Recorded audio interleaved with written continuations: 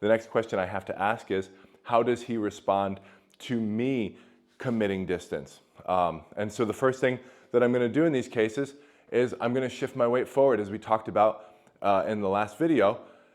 As soon as I bring my center of mass past or closer to my forward foot, I've made my potential of moving or exploding forward much greater. And so I'm looking to see how he responds. In this case, my training partner has immediately recognized that potential threat and responded by strengthening, right? Alternatively, if I move my weight closer to my forward foot, does my opponent void by pulling distance altogether, by instead of trying to strengthen on my sword or strengthen on my posture, recognize that in any instances of strengthening, he's creating an instance of weakening that I can also exploit. And so instead of allowing himself to be caught in that type of situation, does he just pull distance entirely, right? Another thing that I'm watching for, and this is true for any fencer that I fence against, even if they're a super high-level fencer, I'm always looking to see how committed they are and how structurally strong they are. So if I shift my weight over my shoulder and I just see that his response is to point directly at me in a weak way, that's also going to tell me something about what I can expect from the bout and how I should move going forward, right? So the next question that I want to ask, once I've achieved that, once I've attained that knowledge about the way that my training partner is looking to respond, is if they remain weak or if they pull distance, what do they do when I send my sword forward, right? Are they looking to get control of the bind? Do they have a sense of what strength offers them? Or are they reticent about engaging in the bind and pulling entirely? If I throw my cut, are they looking to take indirectly in this case? Or are they looking to take directly? All of these are clues to me in what my training partner wants to do. If he voids entirely, is he looking to hit me on the way in? Is he trying to use my motion as an opportunity to hit and pull to get out of trouble because he's never established control? At what distance is it unsafe, or under what conditions is it unsafe or safe for him to bind, or does he feel?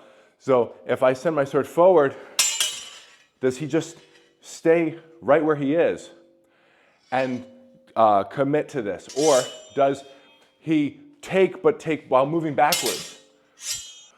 Or does he leave the bind entirely while moving backwards and just pull his sword out and then reestablishes his point forward to threaten that hitter?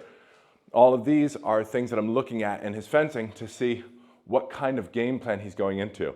If I notice that he's looking to pull distance and never control the bind, that's going to give me a clue on both what he wants to do and and also how I need to attack into him, right?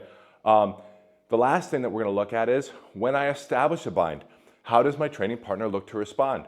So if I get into a bind, does my training partner pull into plow and strengthen, cover the side of the bind that my sword is on?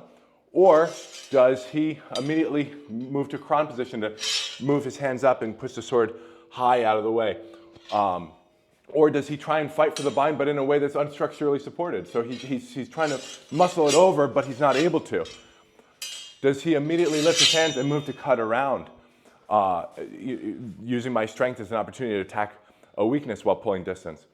Or does he lift his hands, but then pushes down on my sword to try and push me back, right? So all of these are clues that are going to give me a sense of what type of techniques I'm going to need to use and what type of binds I want to create.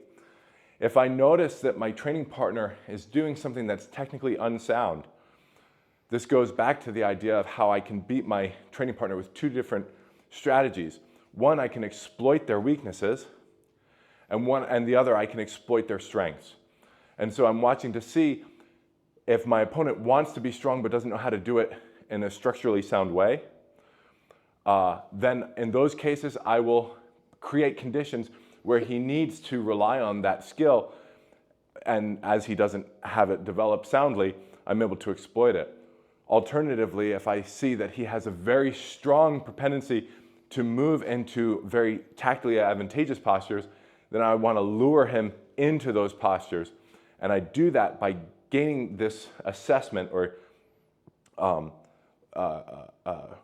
trying to decipher both their competencies and the way that they're engaging with the fight tactically. Thanks for watching Historical Fencing Channel content. If you'd like to learn more, check out our Patreon link in the description for detailed, one-on-one, tailored instruction. And don't forget to like and subscribe.